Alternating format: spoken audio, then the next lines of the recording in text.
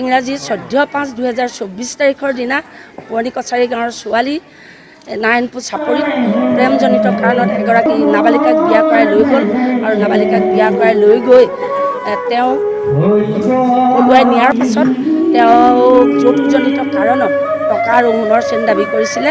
তাৰপিছত হত্যা কৰি পেলালে আৰু এই হত্যাৰ কাৰণে তেওঁৰ স্বামীগৃহই যেতিয়া এই আদ্য শ্ৰাদ্ধভাগী নেপাতিলে, আমি মহিলাসকলে ৰাজহুৱাভাৱে এই আদ্য শ্ৰাদ্ধ পাতিছোঁ।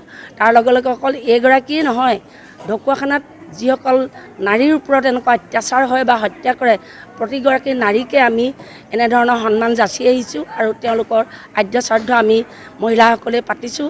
তাৰোপৰি তেওঁলোকক আমি নিজ হাতেৰে চিতাৰ ওপৰত তুলি জ্বলাই দিছোঁ।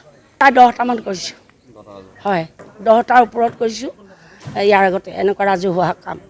আৰু প্ৰতিগৰাকী মহিলাকে আমি তেওঁৰ আত্মা সদ্গতি কেনেধৰণে হয় আমি কামনাহে কৰিছোঁ, হয় এইটো নাজানিম, এইটো ভগৱানৰ বিচাৰ্যৰ বিষয়।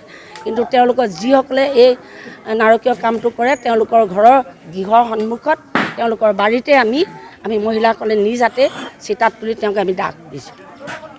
দৃষ্টান্তমূলক শাস্তি পাওক, যি শাস্তি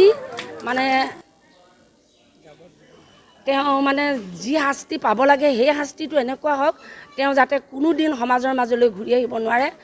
আৰু মই নকওঁ যে তেওঁক ফাঁচি দিয়ক, ফাঁচি দিলে একেদিনাই তেওঁ এই যন্ত্ৰণাবোৰ শেষ হৈ যাব। তেওঁক তিল তিলকৈ কাৰাগাৰত ৰাখি যাতে শাস্তি প্ৰদান কৰে আৰু সেই শাস্তিৰ খবৰ পাই যাতে অন্য পুৰুষে এনেকুৱা কাম কৰিব নোৱাৰে, এই কথাটোকে আমি আশা ৰাখিছোঁ। আৰু তেনেকুৱা ধৰণৰ শাস্তি পাওক বুলি আমি আজি এই আদ্য শ্ৰাদ্ধস্থলীৰ পৰা আমি দাবী জনাইছোঁ।